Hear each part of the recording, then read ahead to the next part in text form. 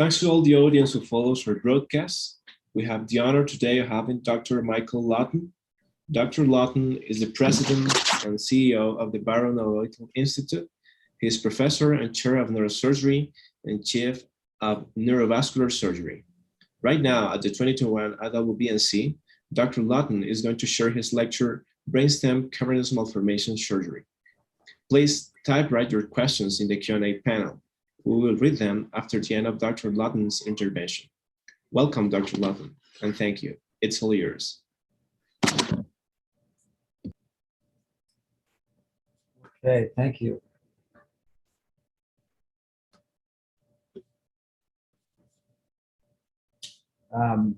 Let's see.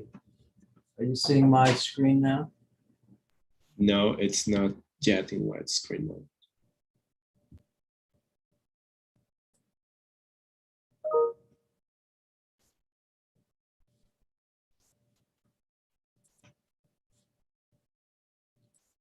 How about now? Yes, sir. Now it is. Okay. Well, thank you for the invitation to be part of your webinar. It's a real privilege, and thank you for that.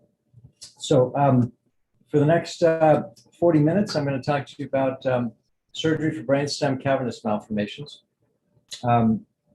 This is a topic of particular interest now as I work on my next book.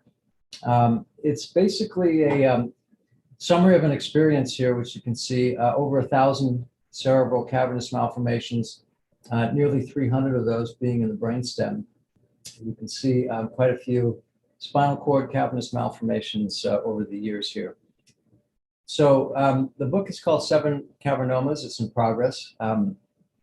The objective is really to develop a taxonomy for not only surgical approaches, but also for the lesions, to really define these individually. Another goal is to advance tissue-sparing approaches through subarachnoid spaces, which is really what vascular neurosurgeons are all about. It's using the spaces that the brain gives us and navigating those spaces to our fullest potential so that we can get to these targets that are really quite deep. Also of interest is to see how we can apply AI and machine learning technology to help enhance our surgery approaches, and that's an ongoing project. The metaphor here is, like for all my books, I like to have a metaphor. For this one, it's maps. And if you look at this picture, this is the headlands in Marin County outside of San Francisco, where I was for 20 years. And off in the distance, kind of in the very top of your screen, is San Francisco. And if you wanted to try and get from this point here to my then office in at UCSF, you would have a hard time. You'd go through a number of valleys, and you could easily get lost. You could end up in the ocean. You could end up on the other side of the bay. And it's very helpful then to rely on these. These are maps. And from that wilderness, you can identify these trails that have been worked out, and you can put together these points so that you get from point A to point Z, or your final destination. It's a concept that we've all gotten really used to. We do it with our cars when we drive now. It's almost embarrassing how, even though we know these streets and we drive them regularly, we continue to rely on our navigation systems to find restaurants, to find people's homes, and we don't use our brains as much. But we've become used to this idea of using these maps and road marks and landmarks. Some of the tenets for brainstem cavernous malformations, or cavernous malformations in general, are these: maximizing subarachnoid dissection, using the arteries as your landmarks, relying on anatomical triangles to get you into the safe corridors, knowing your surface landmarks, understanding the landmines, the nuclei and tracks that lie below, the idea of trajectory and how you line things up, this concept of safe entry zones where you can actually go into tissue safely to access the lesion. There's the resection technique, problems of recurrence, and then finally, it's an area where we can innovate and explore. The field of cavernous malformation surgery is really one of innovation and exploration. So I just want to touch on some of these tenets here briefly. The first is segmental anatomy. This is a paper that I wrote with the late Al Lawton. What we were trying to do in this was to complete this segmental nomenclature for the entire intracranial circulation.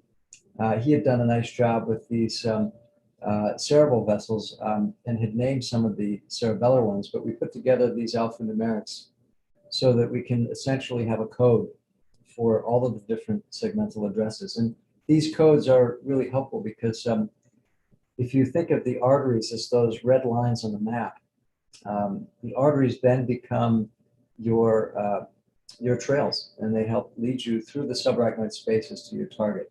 So a lot of what cavernous malformation surgery is relating the lesion or the target to the arterial anatomy, and then putting together the best sequence of approaches to get to that point on the arterial tree. The idea of triangles is really important as well. This is a view into the Carotid Sister, and when you look here, what strikes all of us is the beautiful anatomy with the arteries and the cranial nerves and the skull base bony prominences. These are what we study and learn, but I think from the surgical standpoint, what we need to think about is the different corridors that these structures create. And so when you look at this, but then think in terms of triangles, then you see different things. You see these different corridors that you can then focus on, and knowing what lies within each of these triangles and how to maximize the exposure within each one is really an important idea here. These are examples of triangles, some of the ones that I use frequently and had written about. Here we have the carotid optic triangle. Here, number 2 in blue is this carotid oculomotor triangle. We have the supracarotid triangle here in orange. And then over as we move to the ACOM complex, we've got the precommunicating triangle, the junctional triangle here, which is great for ACOM aneurysms, particularly those that project superiorly and posteriorly. As we move over to the right of the screen, you can see here this oculomotor tentorial triangle, which I call the bypass triangle, because for posterior circulation pathologies, the P2 segment and the S2 segments, these are really nice recipient sites for bypass. The pica triangle here is the vagoaccessory triangle formed by the vagus nerve, the accessory nerve, and the lateral border of the della. That triangle gets divided into the infra and suprahypoglossal triangles for access primarily to pica aneurysms, but also for other pathologies down there. Moving up, you can see here the GCT, or the glossopharyngocochlear triangle, which is between the 9th and the 8th nerves for lesions that are higher up and in the region of the pons. And the more we look, the more we find. There are the extracranial triangles like these suboccipital triangle, there's the suprameatal Troutman's triangle, all kinds of triangles, to the point where if you put them down like we have here in these tables, you can see triangles everywhere in the intracranial fossa, middle cranial fossa, cavernous sinus, posterior cranial fossa, really an endless variety here. So triangles take us to surfaces of the brainstem, and these are some of the surfaces. And what these illustrations just show you is the amount of exposure in colored area here that you get with these various surgical approaches. And so for the orbital zygomatic here, you can see brings you to the peduncular and interpeduncular surfaces. A petrosal approach gives you the entire anterolateral and lateral surface of the pons. And as we look at other surfaces here, you can see what the far lateral gives you and what the posterior approaches, the supracerebellar approaches, give you. And down here, some of the suboccipital and telovelar approaches. The idea of safe entry into the brainstem is, I think, controversial. Some would say that these are safe entry points where you can go through normal tissue to get to a lesion. Others would say that you pay a price anytime you go through this tissue. And I think the truth is somewhere in the middle. There's some of these zones that are remarkably tolerant, others that are remarkably intolerant. And really for this surgery, what you're hoping for is that the lesion comes right to the surface so that you don't have to go through much tissue at all. That's the ideal approach. But these are some of the safe entry zones that are talked about, and very useful to keep those in mind. Now, the decision about whether or not to operate is really the critical part of the management. And so what we did years ago was to develop a grading scale for the brainstem cavernoma. And you can see in this table here the different variables that go into that. There's the size, and you get points for whether it's less than or greater than 2 centimeters. There's crossing the axial midpoint, which is really an attempt to get at eloquence. You know, a lot of the critical tracks are towards the center. And so when the lesion crosses that axial midpoint, it's really the equivalent of eloquence. DVA, yes or no, point for presence because you've got an obstacle to worry about, and the compromise of a big venous trunk can be costly. Age is a factor, below 40 or above 40.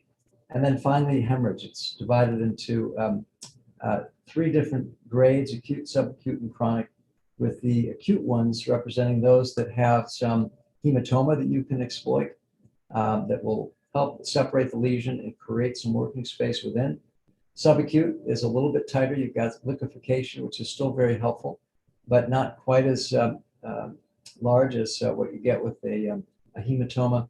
And then finally, when it becomes chronic, all of that advantage that you have with the space and the fluid is lost, and you get gliosis and scarring, which can make these things more difficult to separate. And you can see the different point assignments here. It's very much like what we do with ABM grading, and we arrive at a total here that ranges from 0 to 7.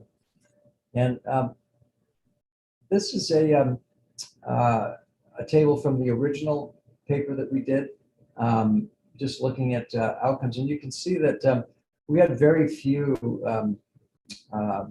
patients that were high grade, grades 6 and 7. But it was suggested that you could draw this line between 5 and 6 as your cutoff for surgery. Well, we've since put together a much larger series of patients, mine and Dr. Spetzler's, and you can see for yourself here the numbers. And what this does, this is just showing the distribution of patients by grade. But if you look in this one here, what you see is that there really is a fall off in the outcomes. These are patient outcome by either poor outcome or good outcome, or if in this table on the right here, outcome is expressed relatively in relative terms as same or improved or worse, worse being in purple. And what you see here is a definite fall off in outcome as the grade goes up. And you can see that what is acceptable is really anything that's grade 5 or below, and that's about a 20% or less morbidity. The lower grades, which are what I call grade 0, 1, and 2, have very good outcome profile. The intermediate grades are the grades 3, 4, and 5. And you can see there's a fairly linear relationship here. And finally here in the high grades, the 6s and the 7s, we have morbidity that in my view is just not acceptable. And so these are the ones that we tend to manage more conservatively. So the brainstem cavernoma grading scale is really quite useful. You can see here's a receiver operating characteristic curve that shows an accuracy here of 0.73, which is really what you see with Spetzler-Martin grading scales or my supplementary grading scale. scales that are commonly in use for ABM. So this is comparable in terms of accuracy.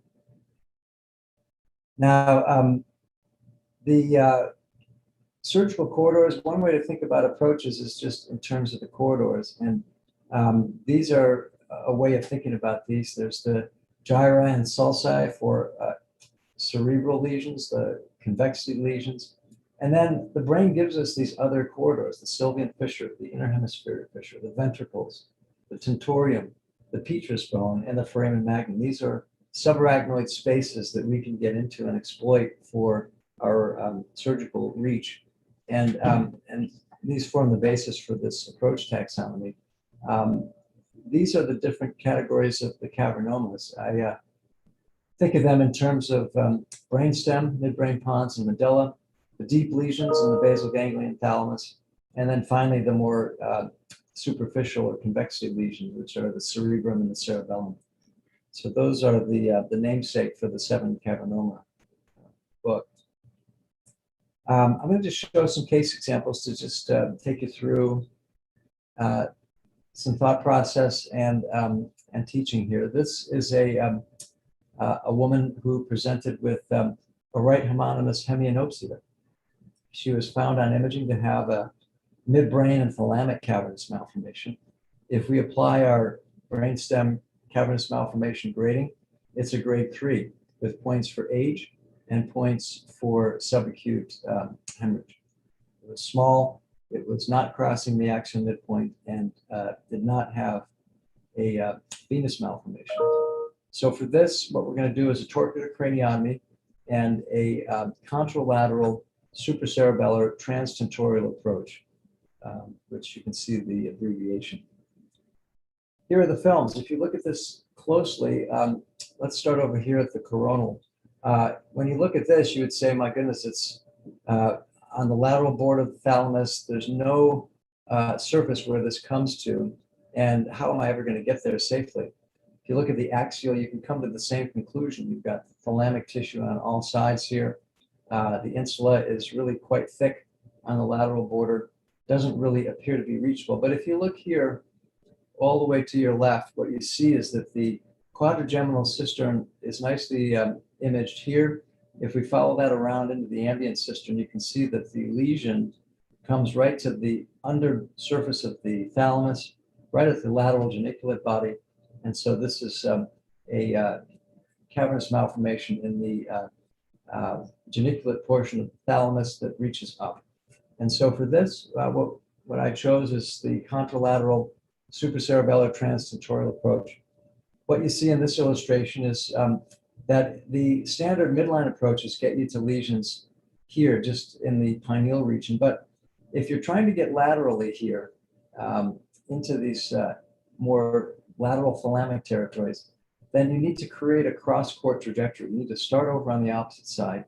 You need to cross the midline, and then you need to reach into that gutter of the ambient cistern to reach the lesion finally. And not only that, if you look here in this coronal, you need to kind of start low and ascend high. There's also this three-dimensionality to this. And so it's important to do this in the sitting position.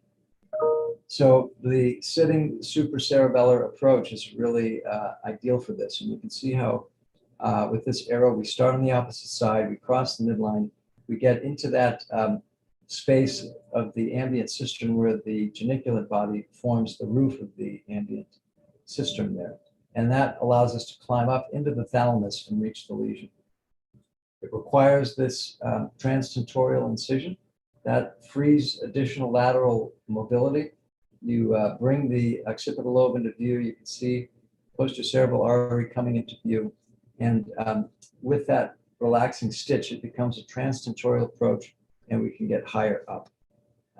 Here is now the video. This is just showing the sitting position. Midline incision, just like that. The craniotomy is a torcular craniotomy because you want to expose the sinuses and get all the way up.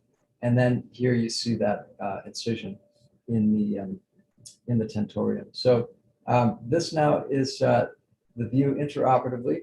I released CSF from the cisterna magna, and here's just some of the initial steps getting over the cerebellum and into the pineal region. You can see this is now just a straight midline approach, and you can see how far off of the axis of the midline this lesion is. So we've got to keep going.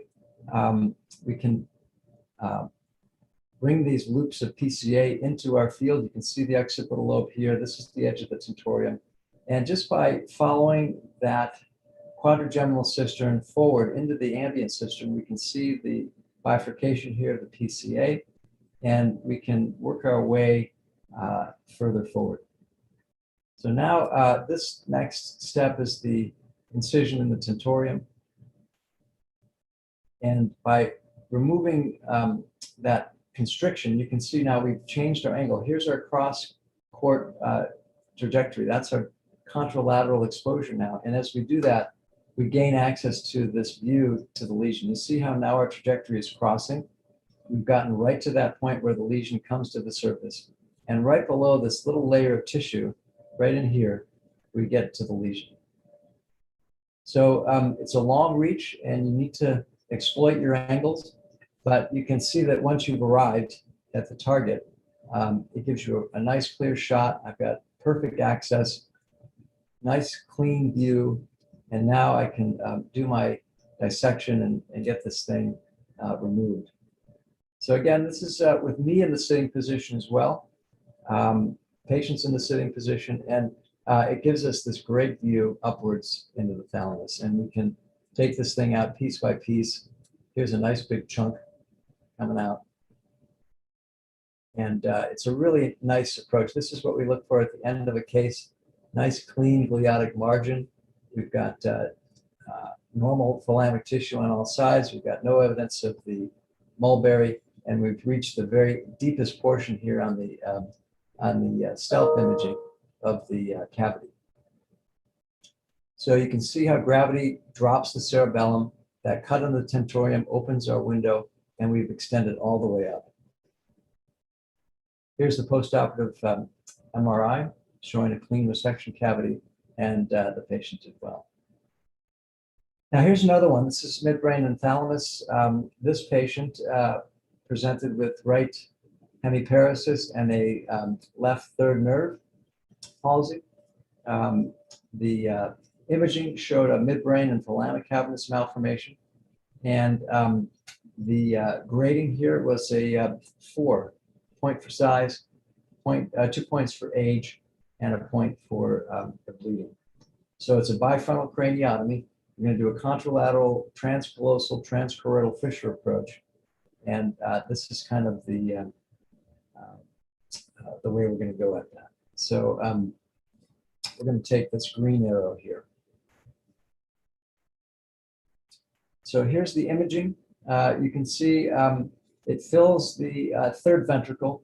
It bows into the third ventricle here. And I think what makes this challenging is that as we come down that interhemispheric fissure, we've got quite a bit of lateral extent here.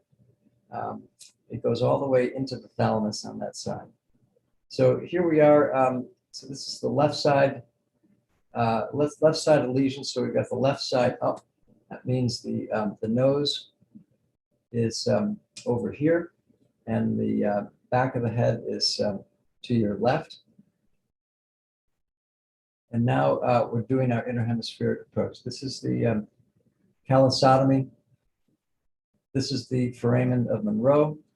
Choroid plexus here. We're right at the venous angle. You can see the septal vein here, the thalamostriate vein here, and the curve into the internal cerebral veins over here. This is where we're looking right at the tinea fornicea. We're dividing this tributary of the septal vein.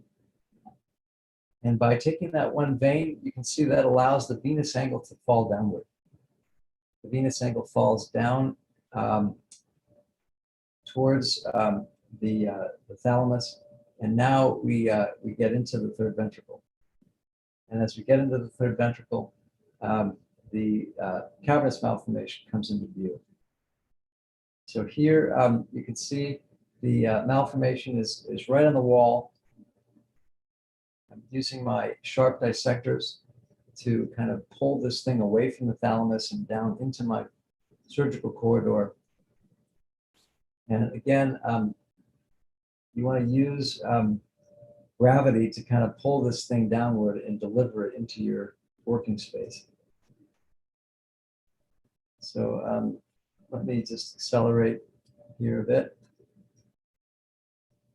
So this is now some of the pieces of this coming free. It's a nice big piece there. And, you know, as we work through this, we get to the bottom of this thing, we start to see our clean gliotic margins here.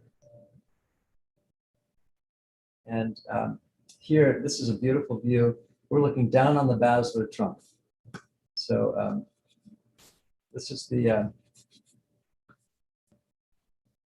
top of the basilar artery here. I've gone through the floor of the third ventricle. We have a nice view of these perforating vessels coming off of the trunk right in here. This now is a nice view inside the cavity. You can see how deep it goes. It goes all the way down to the midbrain. And as we inspect, we don't see any additional lesion. We just see our widened foramen of Monroe here. This is our internal cerebral vein. You can see the back of the third ventricle here. This is the atrium and occipital horn going back in this direction. You can see the choroid plexus wrapping around. And you can see how gravity has really helped us open up this interhemispheric fissure. So a nice example here of the gravity-assisted interhemispheric transcallosal transchoroidal fissure approach. And if we look at the postoperative imaging, see a nice clean resection cavity, and this patient went on to do quite well. All right, next patient. This is another patient with a midbrain lesion. Progressive left hemiparesis, dysconjugate gaze, and a lesion located in the midbrain thalamus. By grading, this is low grade. It's a 2, 1 for size and 1 for subacute bleed. Our approach will be a retrosigmoid, but we're going to go lateral supracerebellar transtentorial. So here we are with the MR images. You can see as we look at this, we've got some options here. You could make a case for going from the front through the peduncle, but you can see just how high this is. I think the upward reach on that would be difficult. You can see how this really comes to the surface on that posterolateral midbrain surface, and so that was the approach that I selected here. You can see its relationship to the tentorium quite a bit higher. The approach is, again, the sitting position, like what I showed for that contralateral approach, but we're going to take it all the way extreme lateral.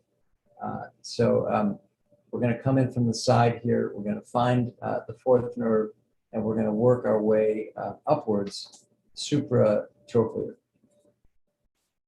So here's the view. This was a reoperation. The patient had a tumor and needed a shunt. You can see that shunt being displaced.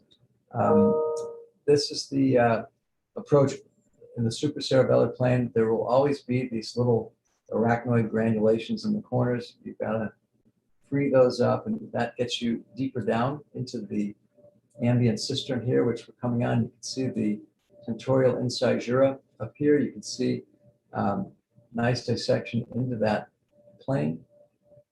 This is the cerebello-mesencephalic fissure. You can see the basal vein of Rosenthal, fourth nerve, and by dissecting that arachnoid, we're dropping the fourth nerve. We're finally seeing some hemosiderin staining here on that lateral midbrain surface. And here we're going to do a transtentorial extension because this went so high. We're going to incise the tent, cauterize the tent, take care of any venous channels within it.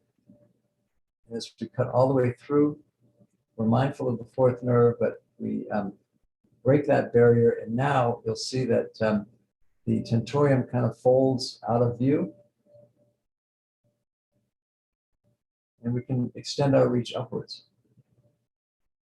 So here I'm climbing into the attic of that ambient sister, freeing up some of these vessels that are in that space. And now, as I climb more superiorly, we see that this lesion comes out of the midbrain. It's actually exophytic at this point.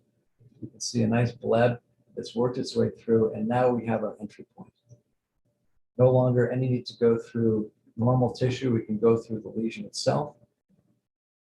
So our safe entry zone is actually through the lesion, and that gets us right to the interior of the lesion. So here's just the stealth view showing the trajectories. You can see we're right over the cerebellum. We're pretty lateral, and it's taken us to that plane that we want. So these sequences are just working the malformation free, pulling it into our surgical view. You can see all of these circumflex perforators and penetrating perforators in the midbrain here that we want to try and carefully preserve. But as we go, we're just freeing this up, doing a piecemeal resection, taking out this very large lesion bit by bit until we get to the gliotic borders here. So more resection here, more pieces coming out. And now, as we near the end, what we're seeing here is final pieces and normal gliotic tissue here at the depths. So you can see how the descent of the cerebellum with gravity is a huge aid. And again, those little maneuvers like cutting the tent and freeing the adhesions and dropping the cerebellum, they all help us achieve our end, which is a complete resection with no harm to the patient.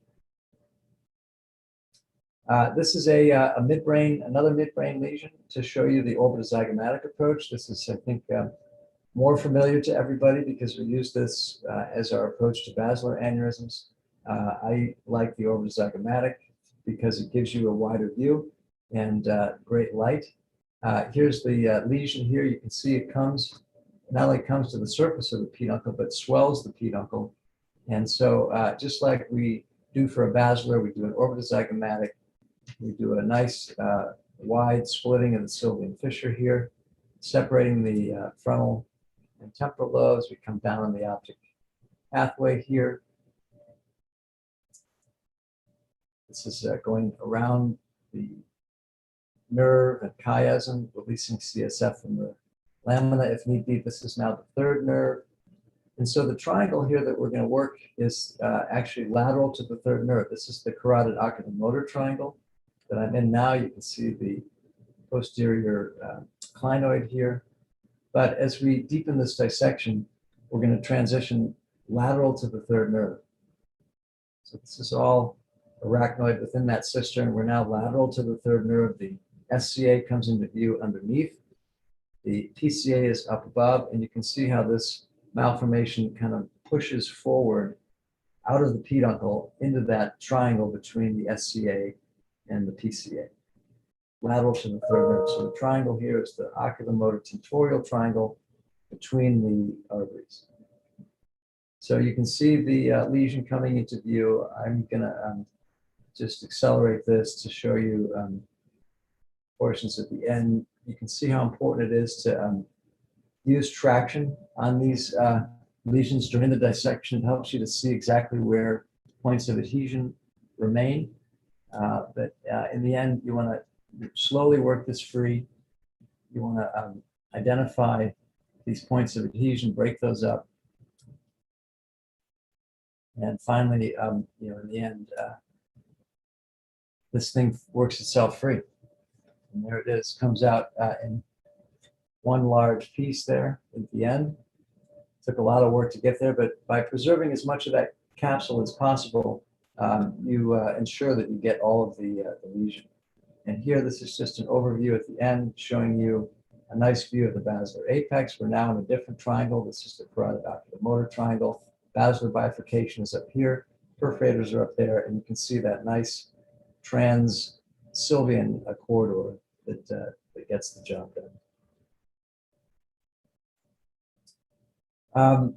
Now, the next one here is the transmittal cerebellar peduncle approach. This is a real workhorse for us. I'll show you this case. It's a high-functioning executive. She came in with left facial numbness. Her grade was a 3, 2 points for age and 1 point for DVA. And again, as I said, middle cerebellar peduncle approach. And you can see this resides right in the lateral pons.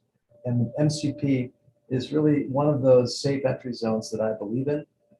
And you can go in here laterally and really do a nice job at getting this free. So the technique is the extended retrosig, splitting of the petrosal fissure, using that lateral safe entry zone through the middle cerebellar peduncle, and making sure that you get the right trajectory.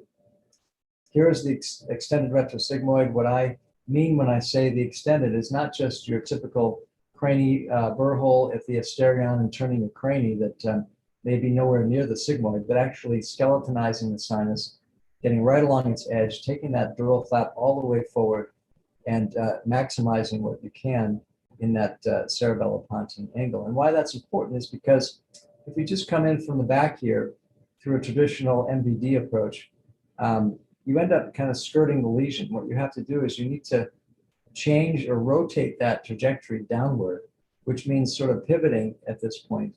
And the way you do that is you get as far lateral on the middle cerebellar peduncle and enter at that region. So looking at the anatomy, this is the cerebellopontine angle. You can see our petrosal fissure here is between where the superior and inferior lobus come together. The flocculus sits right there in between them.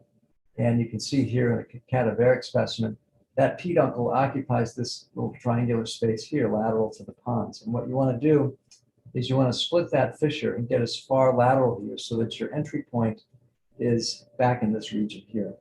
And as you do that, you can really get the right trajectory to the lesion. So here's the case. Our sigmoid sinus is up here. Our transverse is over here to your right. And this is the splitting of the petrosal fissure. So it's just like the Sylvian fissure. The branches of Ica are in that fissure. This lady had a particularly nice one, so we can do, or I can show you this nice wide fissure split. And as we split that fissure, the DVA comes into view at the depths. The branches of Ica here come into view at the depths. And at the very bottom of the fissure, we start to see the peduncle. Here's the fifth nerve. This is the DVA up at the top. And here's our angle. You can see how the angle isn't quite right. And what we've got to do is we've got to spin it more, which means actually opening up more of the fissure laterally to get to this point. This is about as far laterally on the peduncle as you can get. And when you get to that point, you see how the angle changes. We now have a clear shot inward, directly in line with the lesion, and that's what we want. So we want that kind of a view. That's where we make our dive. We go through the peduncle, and as we deepen up, we finally get to the malformation here. So it's about 1 centimeter of tissue. So we have to believe in that safe entry concept here. And in fact, I can vouch for it. It's really quite good, quite non-eloquent. And here we finally pierce the capsule. We evacuate contents of blood within. And this particular malformation I can show you was a nice one. I could free it up cleanly, get all of its adhesions broken down. And in the end, you see here, it comes out very nicely as a single piece, which is what we like. When it comes out like that, as a single contained piece, then I'm confident that I've gotten it all. And again, here the navigation tells you that we're at the very back portion, the deepest portion of the capsule. We're staring at clean gliotic tissue on all sides, and that tells me that, that we're done. We preserved the DVA, we've entered laterally, we've avoided the descending corticospinal tracts, and we're in good shape. Here's just a tour showing the nerves, the fifth nerve up here, DVA here, tentorium is over here, branches of the SCA are over here. Beautiful anatomy.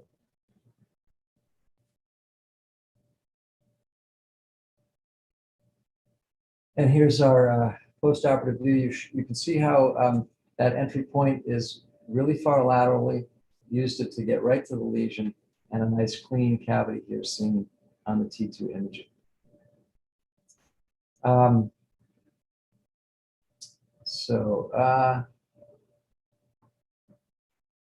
Let's see. I think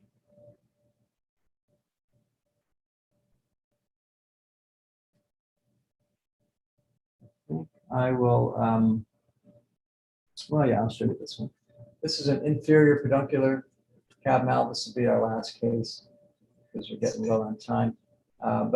This one, you can see this one is in the inferior cerebellar peduncle. It's not in the MCP, but it's in the ICP. And the approach that we're going to take for this one is a different one. It's a Tilo-Velo approach. And so here's our grading. You can see points for, let's see, points for age greater than 40 and for subacute hemorrhage. So for, for chronic hemorrhage. So a total of 4. So for this, here's our approach. We do a suboccipital craniotomy. We work the tonsil laterally. We incise the inferior medullary velum. It gets us into the lateral recess and right down to the lesion itself. So here now is the view intraoperatively. You can see that beautiful arachnoid of the cisterna magna, which we open here. The tonsils are in full view. You can see the floor of the fourth. Branches of pica run alongside or above the inferior medullary velum, and just by cutting that away and holding the tonsil up a little bit, we continue to march along this inferior medullary velum. And as we continue to go, we start to see this hemosiderin stain right there. We enter that, and you can see that our lesion here comes out nicely. This is right where the inferior cerebellar peduncle arcs under the, over the lateral recess and into the cerebellar peduncle. And we work this free. It's hiding in that little corner, and we can see a nice piecemeal resection here.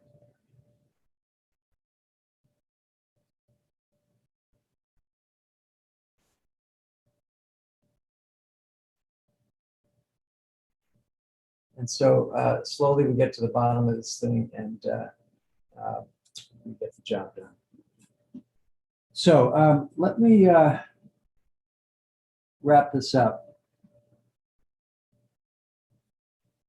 I think with these brainstem cavernous malformations, we covered a lot of things. There's the issue of whether or not to operate, and I think the grading scale can be a useful guide for you. Obviously, the patient's presentation is very critical. But then the next big question is approach selection. This is just a summary of all the various options for midbrain lesions. You can see the check marks. Those designate the real workhorses, the orbital zygomatic transsylvian being one, the bifrontal transcallosal transchoroidal fissure being another, the lateral supracerebellar infratentorial approach being another, and then finally the midline supracerebellar infratentorial. A lot of this depends on the lesion type and where the lesion comes to the surface, but having in your mind this menu of surgical approaches is very important. When we switch to the pons, there are more choices. It's a bigger part of the brainstem.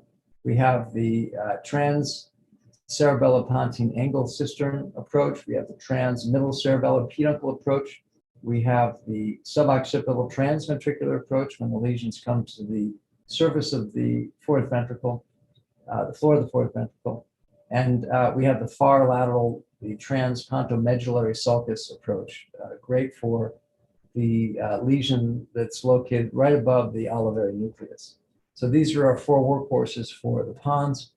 And then finally in the medulla, fewer choices, but much easier access either through the ventricle, transventricular, or through the far lateral approach if we need a more laterally directed transcisternal approach. To sum this up, I think patient selection is the secret.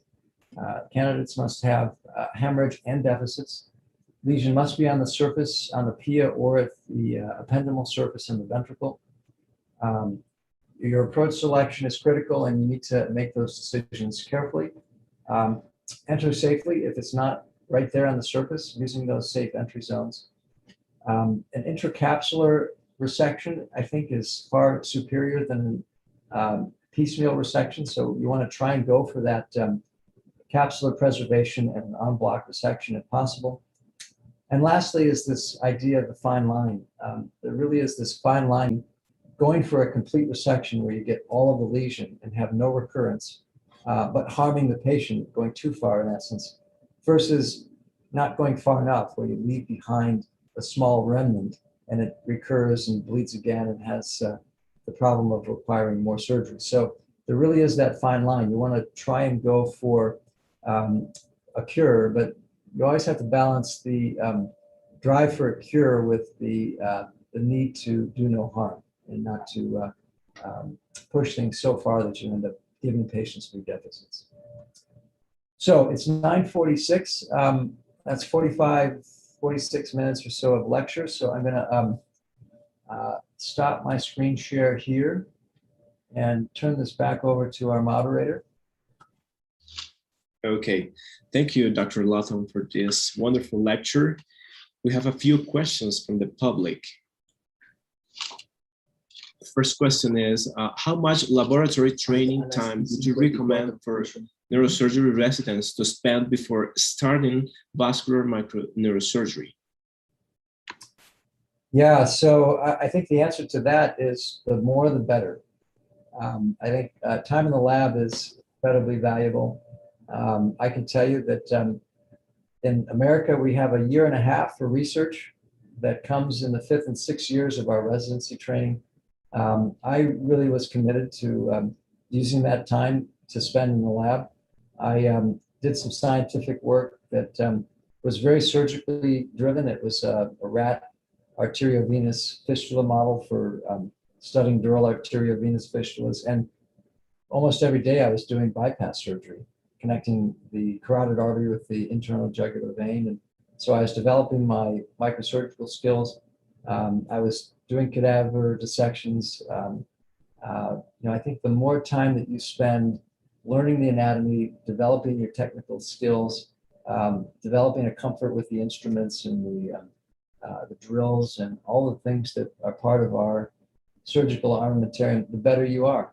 And there's no better place to practice than in the lab, where you don't have to worry about bleeding, you don't have to worry about consent forms, you don't have to worry about angry patients if things don't go right.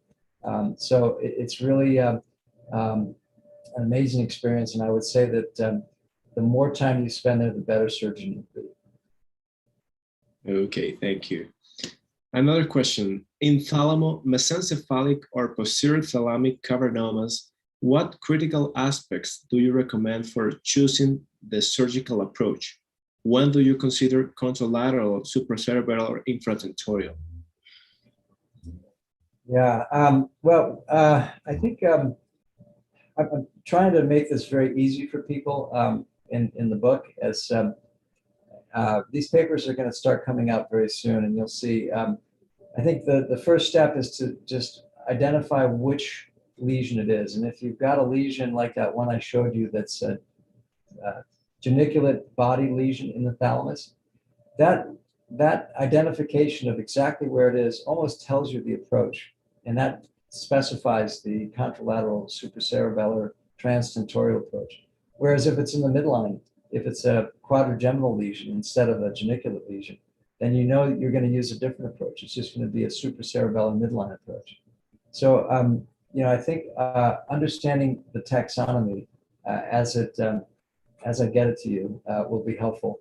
But in the meantime, other things that people have been using is like the 2-point method, where you draw a point where the lesion comes to the surface, you draw a second point in the center, and you look at the trajectory of that line and see which approach lines up. You can use that as a rule of thumb or a guide.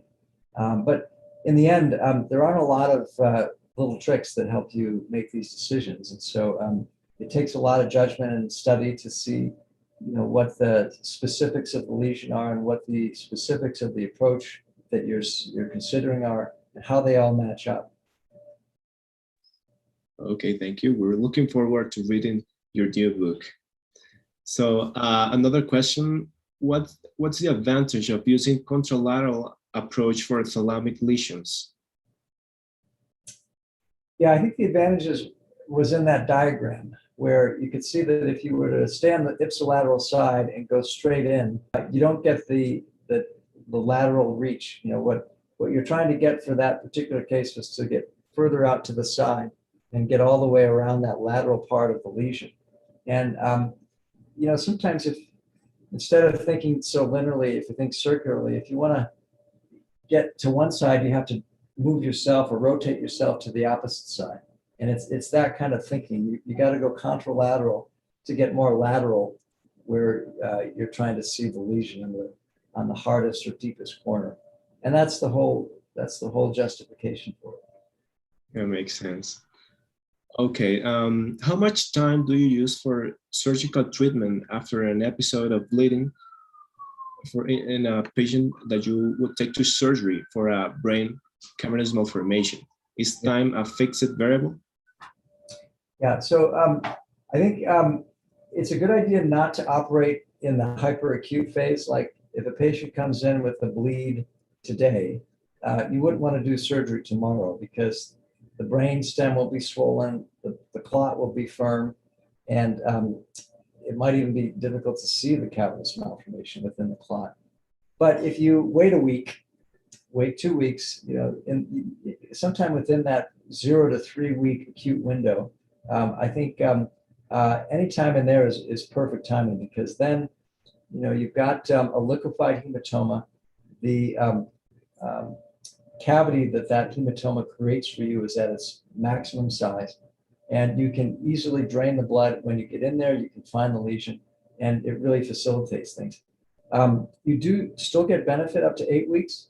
I think the benefit starts to dwindle because that space that you're working through starts to get smaller. If it was this big initially and it starts to liquefy and reabsorb, it's that gradually diminishing. And so you want to catch it in that window before it goes away. So to answer your question, I think waiting 1 week is probably a good idea after the initial bleed. But then anytime thereafter is good in that 1st to 3rd week. Okay. How much time do you usually spend during these surgeries? For example, for a transcallosal approach for a brain cavernous malformation in the basal ganglia. Yeah, well, the nice thing about cavernous malformation surgery is that they're not long surgeries. It's not like an AVM where you can work away for 6 hours and still have more work to do. The actual resection of a cavernous malformation is usually fairly brief. Once you've hit your target, it takes anywhere from a half an hour to an hour or so, usually, to do all of the work to get it out. The approach itself can be lengthy. If you're doing a contralateral transcallosal transchoroidal fissure, you've got an interhemispheric fissure to dissect, you've got the ventricular dissection to do. That can take another hour or so. An extended retrosigmoid approach can take an hour, drilling the sigmoid. So it really just depends on the approach that you pick and how quickly you get through it. But the actual resection portion usually is not so long. Okay, thank you.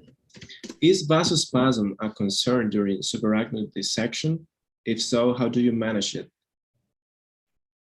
It's not a concern. The arteries are your landmarks, but they don't go into spasm. If you think about subarachnoid hemorrhage and aneurysm surgery, yeah, those arteries have been bathing in subarachnoid blood and are hypersensitive sometimes to manipulation, but these arteries are not. They're pristine. They haven't been exposed to blood. They handle manipulation fine, and I don't worry about them going into spasm. I think the advantages that you get from them as landmarks are really important, and so you should use them. Okay. Do you use cranial nerve tractography as guidance for cavernoma resection? It can be very helpful. Like anytime you're going through parenchyma to get to a lesion, like for example with a Pontine lesion where you're going through the middle cerebellar peduncle, it can be useful to look at tractography to see exactly where the corticospinal tract is or where the medial lemniscus is. These can be helpful. I find that, like anything, you know, when you start doing aneurysm surgery, you feel like you need a detailed angiogram for every case. And after 1,000 or a couple thousand of these things, you just know it, and you don't even feel like you need the angiogram anymore. I think the same can be said in some ways about these approaches. You know, like going through the middle cerebellar peduncle. Now I'm so comfortable that I'm behind that corticospinal tract, and if I use my entry site properly and I have mapped it out, I don't necessarily need the tractography, but I think for good measure, it's useful if you have it to get it, to look at the relationships and make sure that they're not pushed in an unexpected way. Okay. Another question. Are DVAs that are associated with cavernomas always clearly seen on the pre-op MRI? Have you encountered cases where you found a DVA at surgery next to a cavernoma that you were not expecting? And if you inadvertently damage the DVA, especially in a brainstem cavernoma, is it going to be a disaster? Yeah, so I think there are some DVAs that you can easily see preoperatively, and that one extended retrosig transcerebellar peduncle approach that I showed you, that was a great example of a DVA that you could see on the MRI preoperatively and you could see intraoperatively without any trouble. Other times, you're right, they can be small, they can be missed on the MRI. The key is to look for them on the T1 gadolinium sequence, and on those sequences, they light up pretty well. And you want to not just look for the trunk, but all the little fingers. You know, I like to think of it as a hand. And, you know, you can see the trunk, but you also want to see where the fingers are wrapping around the lesion, because as you go through the capsule, you want to try and preserve it. I think the key, though, to answer the second part of that question is you need to preserve the trunk. And if you compromise or sacrifice a finger, it's not a disaster. It's going to be fine. But if you compromise the trunk, then that could be a disaster. So you want to really be protective of the trunk part of the venous malformation and do what it takes to keep that safe. Okay. The last question is, what is the role of radiosurgery in management of deep-seated cavernomas? Yeah, controversial topic, but my answer to that is no role. I think stereotactic radiosurgery, radiation therapy in general, has no role to play in the treatment of brainstem cavernous malformations. The morbidity is too high because you're radiating the brainstem. The efficacy of that therapy for cavernous malformations is low, if anything. The reason it works for AVMs is because you're radiating arteries. Radiation to arteries causes the smooth muscle cells in the wall to thicken and sclerose and close arteries down. There are no arteries in cavernous malformations. There is no smooth muscle cell response. And so there really is no reason why radiating these lesions would have any beneficial or therapeutic effect. So it hasn't been recorded well. Some have said that the bleeding rates go down just a little bit, but frankly, I think there's just as many studies that show that that's not the case. And so my feeling is that it's not something that should be offered. We don't offer it, and we actively discourage it. Okay. Well, on behalf of CN, I'd like to thank you again, Dr. Lawton.